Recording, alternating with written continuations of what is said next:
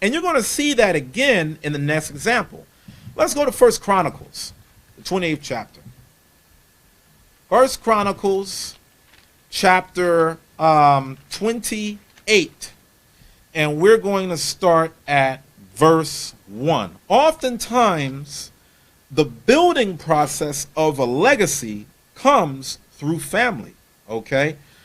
1 Chronicles chapter 28 and verse 1. 1 Chronicles chapter 28 and verse 1. And David assembled all the princes of Israel, the princes of the tribes, and the captains of the companies that ministered to the kings by course, and the captains over the thousands, and the captains over the hundreds, and the stewards over all the substance and possession of the king, and of his sons, with the officers, and with the mighty men, and with all the valiant men unto Jerusalem. Then David the king stood up upon his feet, and said, Hear me, my brethren, my people, and my people. As for me, I had in mine heart to build an house of the rest of the ark of the covenant of the Lord, and for the footstool of our God, and made ready for the building. Now notice this. David is gathering together all the mighty men of Israel, and he's letting them know that he had a vision for his own life. His legacy was to be able to build this house for the Lord that would stand for many days. Now, when we read further on into this history, you're going to see that even though the vision was David's, it couldn't be carried out by David. It had to be carried out by another person. Read on. Verse 3.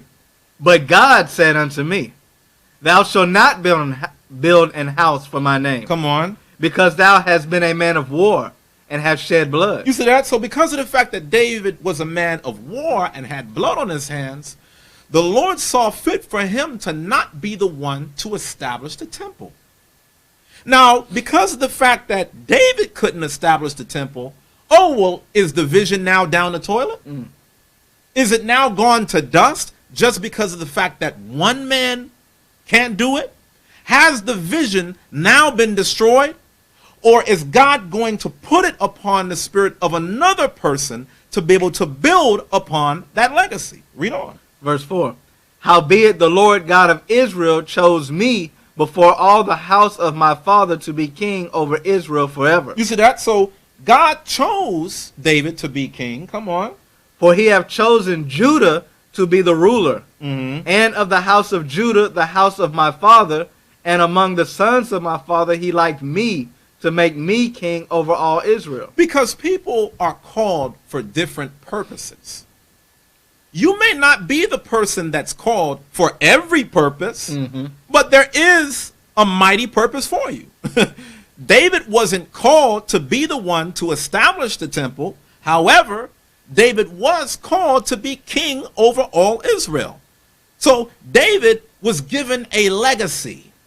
Oftentimes in our lives, there may be certain things that you envision like David, but every piece of your vision may not come through you. It may come through those that come after you. Read on. Verse 5. And of all my sons. Come on. For the Lord had given me many sons. He hath chosen Solomon my son to sit upon the throne of the kingdom of the Lord over Israel. Now notice this. When it says, and of all my sons, for the Lord have given me many sons, he hath chosen Solomon my son to sit upon the throne of the kingdom of the Lord over Israel.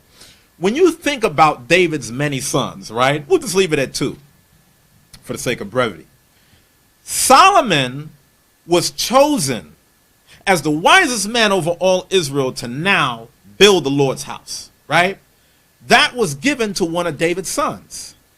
Absalom, another of David's sons, spent his life tearing down, attempting to tear down every last bit of legacy that his father had worked so hard to build. Solomon was a builder. Absalom was a destroyer. You got to always focus on, okay, well, you know what? who around me is there to build? Who around me is here to destroy? These were the assessments that David had made and understood. God helped him along the way. Come on. Verse 6. And he said unto me, Solomon, thy son, he shall build my house and my courts. For I have chosen him to be my son, and I will be his father. Now notice this. Write this down. This is builder mentality number 2. Builders create a legacy. They don't just focus on the present. Builders are long-term thinkers. Again, David has a vision. David says, you know what? I would like to now establish the house of the Lord in righteousness. The vision was his. God says, no, David, the vision can't come from you. Now, if David had another spirit on him, he too may have tried to destroy anyone else that God put the spirit on in order to establish the temple. You get what I'm saying? A lot of times in the spirit of preeminence, oh, well, if you're not the person that can do it, then you are not comfortable with anyone else doing it. You know, I really like how it was worded here in verse 3. After he told the people what his vision was, he then let them know. He said, but God said unto me. Correct. Meaning, this was my vision, Right. but I'm going to submit to what God has told me that I needed to do. Right. And see, a lot of people, they would have the mindset of, this is my vision. It don't seem to be going that way, and I'm not going to tell nobody. Right. I'm just going to keep trying to push it and force the course of the river. Right. But what he was able to do is put that word but in there and let it be known that this was my plan. However, I'm allowing the supreme most high God to take the reins here and be subject unto him. And that's a powerful thing for people to think of. Now, you know the reason I like he said that, why you said that, Azaniah? Because, you know, they got this saying, if you want to make God laugh, tell him your plans, right? Yeah. Even though David had this plan, because of the fact that God told him differently, he went along with it. And that goes back to what we read about in that first builder mentality. Y'all remember that? Builders are selfless. They put the mission beyond themselves. See, establishing the house of the Lord was more important in David's eyes than David being the one to establish the house of the Lord. And oftentimes in life, you're going to notice how those two things can be at odds with each other. What becomes more important? The mission flourishing, however it happens, or things happening the way that you want it to happen? See, builders are selfless and understand, okay, this is my office, this is my responsibility, and this is the next man's office, and the next man's responsibility. And once God reveals to said men who's who, a righteous man is not going to step in the way of the other person. They're going to stay in their own lane and do the things that they're supposed to do, as not to be destructive to the person that God is passing the baton to. You see?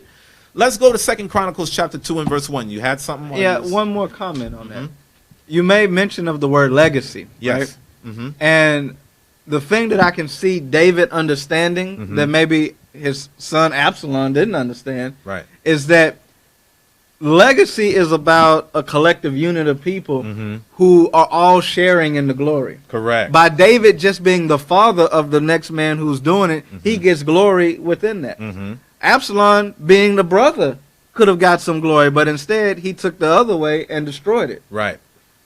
So 2 Chronicles 2 and 1? Yes. Okay. Absolutely. And I like that you said that because, you know, here it is. Two brothers, right? You know, same lineage, two entirely different outcomes because they had two different mentalities.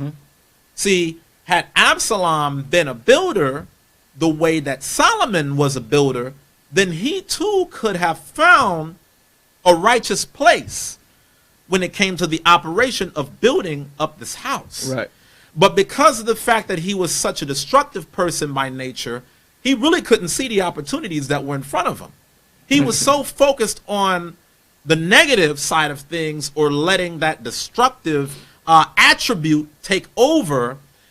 He blocked his every blessing and really lived as one that wasn't in a position of royalty at all. He was living of someone unbecoming of his own stature, because he was posturing himself the same way that somebody without the throne would have done.